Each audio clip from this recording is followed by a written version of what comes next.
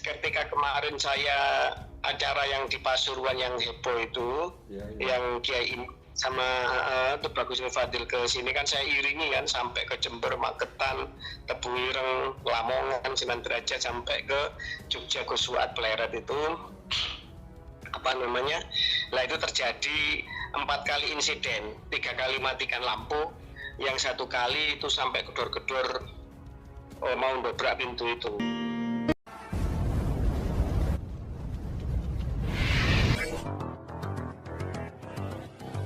Assalamualaikum warahmatullahi wabarakatuh. Om Swastiastu, Namo Buddhaya, salam kebajikan.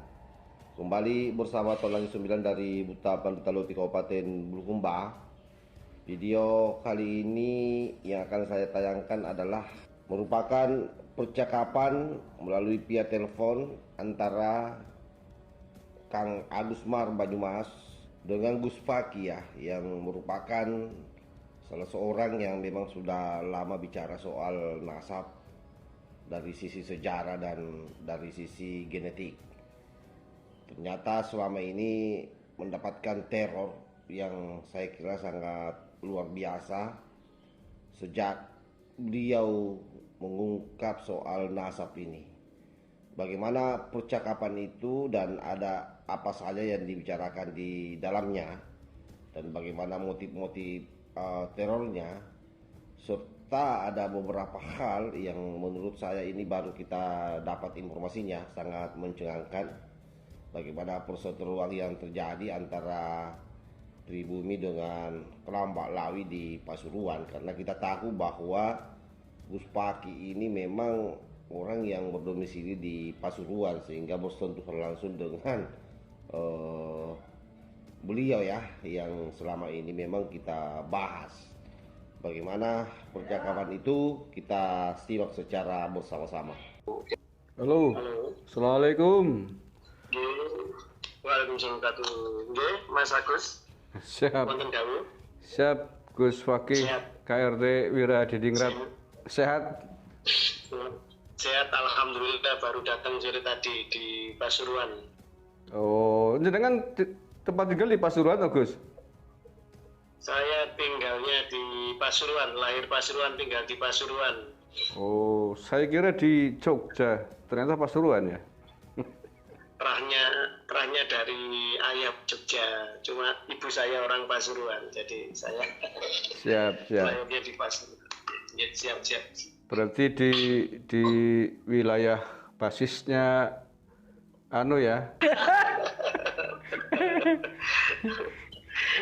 Gus, gini Gus, saya baru saja ditelepon sama Pak Jenderal yang katanya panjenengan mendapatkan teror gitu dari mereka atas statement-statement tegas selama inilah terkait nasab Lawi, terkait sejarah DNA dan lain sebagainya. Ini benar Gus? Betul, kalau masalah teror itu sudah hampir setahun ini setelah saya menggaungkan membongkar kepalsuan mereka baik secara sejarah maupun DNA kan itu.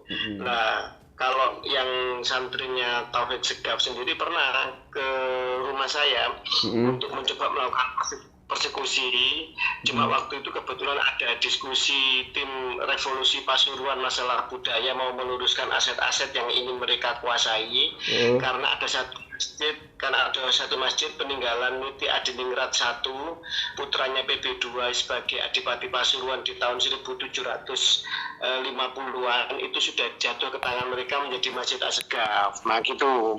Nah, terus kemudian di situ juga ada ketua Yayasan Bujuk Batu Kolong dan saudara-saudara. Jadi ketika dia mau mempersekusi saya, dia membawa pengikut. Tapi kemudian ketika saya kasih logika dan argumen-argumen, dia kemudian saya tanya apa inti Sayyid, dia bilang enggak, anak ahwal gitu. Terus saya tanya lagi, kalau ente tidak terima kapan kita forum debat terbuka, ente bawa jagonya ente, terus kita nanti akan membawa kitab-kitab yang membuktikan bahwa nasab ente terputus. Enggak, anak tidak bisa baca kitab. Terus setelah itu pulang kan gitu. Nah, akhirnya setelah itu Sering sudah, bahkan sampai pernah sering kalinya ketika saya nggak ada di rumah. Tapi kalau saya pas ada di rumah itu yang saya tahu sendiri itu satu kali matikan lampu, terus kemudian kita telepon ke saudara-saudaranya istri, kan saya kan tinggal di rumahnya istri, dia di lingkungan kampungnya istri, muncul pada bawa senjata, tapi orangnya lari. Nah saya tahu sendiri pernah yang masuk rumah itu pagi itu sampai sempat masuk dari pintu belakang, sempat masuk rumah terus mau nyuri apa gitu loh. Terus kemudian saya kejar, terus barang yang dicuri itu handphone sama apa itu dibuang. Intinya kan sebenarnya dia kan tidak niat nyuri, mungkin nyari handphone itu untuk nyari info atau gimana, saya kurang paham. Tapi handphonenya anak saya itu yang diambil itu gitu. Lah ketika kemarin saya acara yang di Pasuruan yang heboh itu, yang Kiai sama Tubagus Fadil ke sini kan saya iringi kan sampai ke Jember, Magetan, Tebu Ireng, Lamongan, Sunan Derajat sampai ke Jogja, Gosuat, Pleret itu apa namanya. Lah itu terjadi 4 kali insiden, 3 kali matikan lampu, yang 1 kali itu sampai gedor-gedor mau dobrak pintu itu. Jadi gitu. Ini saya tadi kaget dapat cerita dari istri. Selama saya di luar rumah 2 minggu ini istri nggak cerita, baru cerita setelah saya pulang. Jadi intinya gitu Mas Agus. Iya. Itu yang gedor-gedor rumah dan lain sebagainya itu ketika jenengan tidak di rumah itu kemarin 2 minggu itu teridentifikasi nggak pelakunya, Gus?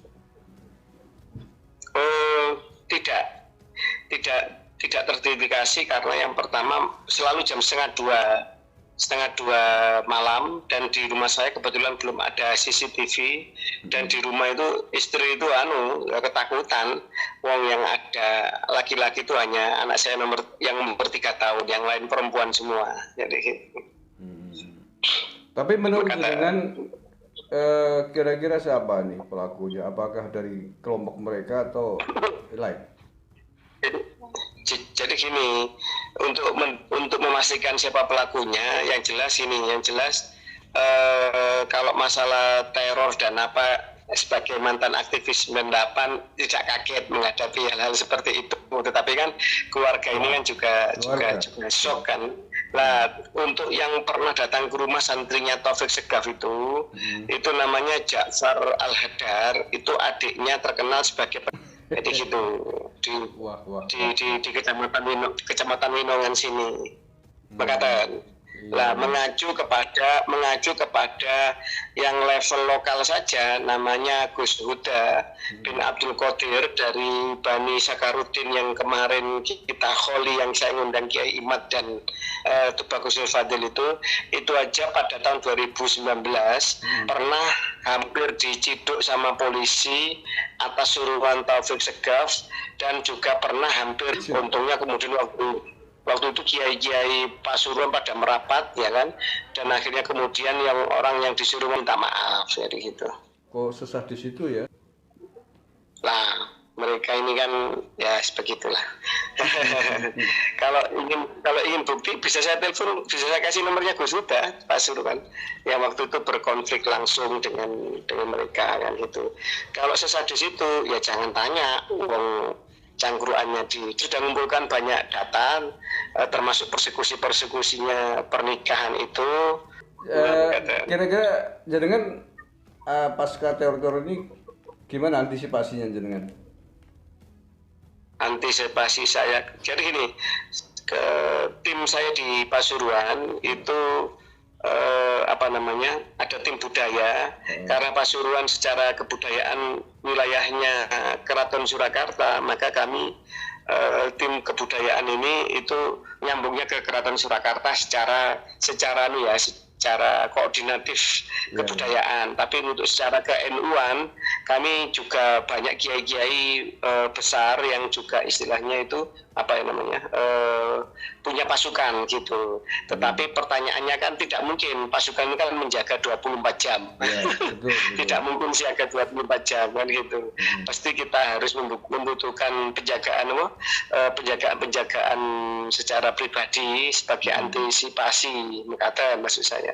Ya mungkin perlu koordinasi dengan Polres tempat Gus itu. Begini, Polres Pasuruan sama Polsek, kalau Polsek sini, kalau Polsek jangan tanya lah, Polsek kan biasanya begitulah. Sementara kalau kemudian antisipasinya apa, terus kemudian itu ya itu yang saya katakan, memang posisinya memang saya ada di tengah lautan yang sangat anomali. Ada satu pendukung yang sangat yang sekarang mulai tercerahkan, kiai-kiai lokal, tapi satu sisi juga ada pendukung nekat yang takut tidak masuk surga karena bujuk rayu sama mereka. Nah itu yang itu. Termasuk ketua PCNU-nya kemarin tuh ya. Ya, padahal Roy Suryanya sudah ke kita, ketua PCNU-nya memang ketua PCNU-nya sohibnya kebetulan sohibnya, dia keponakan mantan bupati, dia jadi PCNU karena dulu dukungan mantan. Tapi Roy Suryanya itu ke kita kemarin udah kita sowani sama Kiai Imaduddin, sama siapa, sama Tubagus Nur Fadil, ya itu tadi. Ya sekarang ini kan serba saling mencoba. Ya itu antara pro dan kontranya mulai mengeras itu. Gitu. Petanya seperti itu petanya. Karena terbukti dulu Gus Huda ketika konflik sama Taufik Segaf itu sempat mau disel sama polisi sudah ada sekitar 25 orang mendatangi pondoknya mau ngambil dia, padahal nggak ada salahnya kan itu kan. Terus yang pernikahannya Ali Maskur santri Sidogiri yang menikahi Fam Asegaf Tahlega itu kan sempat disel semalam sama polisi atas perintah Taufik Segaf di Polres jadi kuku mereka sudah sedalam itu ke tingkatan aparat ya gitu. Jadi kan di kontak langsung sama Taufik Segaf pernah Gus dalam kasus-kasus terakhir ini. Jadi gini, Taufik Segaf, tapi kalau telepon langsung atau apa, saya yakin tidak akan berani. Karena apa? Karena saya insya Allah itu karena saya punya orang tua angkat Segaf ya, yang masih hidup. Kemudian mungkin dia sungkan kalau mau ngerecoki saya secara langsung, mungkin dia sungkan sama orang tua angkat saya yang Segaf itu. Tapi dan yang kedua, saya banyak tahu rahasia kelamnya para Habib terutama pernikahan mereka yang sangat tidak manusiawi di desa-desa. Itu kata. Oke lah Gus, saat ini sebelumnya gini Gus, sebelumnya mohon maaf ini saya merekam telepon dengan jenengan ini. Kalau beberapa saya ambil untuk jadikan konten ya, maksudnya biar publik tahu ternyata mereka mainnya kok kurang ajar pakai model-model teror segala itu. Gimana kira-kira nanti beberapa yang tidak mungkin ditayangkan saya potong lah, itu nggak mungkin, itu kan. Oh ya betul. Tapi secara umum yang bentuk-bentuk teror tadi yang mungkin penting itu. Ini gimana anjir? Boleh nggak apa ya? Boleh nggak apa-apa. Tapi intinya banyak di antara mereka sebenarnya yang baik, terus kemudian juga yang sudah istilahnya legowo lah, walaupun nggak jadi cucu Nabi nggak apa-apa, yang penting mengejar ketakwaan itu banyak sebenarnya. Termasuk yang kemarin itu ada screenshot sudah terima ya, seorang Mbak Alawi perempuan dan pamannya yang Al-Habsyi yang tes DNA dan ingin mengakhiri polemik. Kemudian ya sudahlah, kita terima bahwa ternyata kita secara DNA bukan nyambung ke keluarga Ahlul Bait Nabi, ya kita terima lah kan itu, dan biar selesai damai ya kan, nggak rame-rame. Ini banyak yang seperti itu sebenarnya, tapi ya yang cari makan dari agama dan kepentingannya perut, kalau nggak ngaku cucu Nabi khawatir nggak laku. Nah ini yang masih nasab dan nasib ya. Karena nasab menentukan nasib. Ya, salam kenal Mas Agus Ngaputune. Terima kasih banyak. Terima kasih.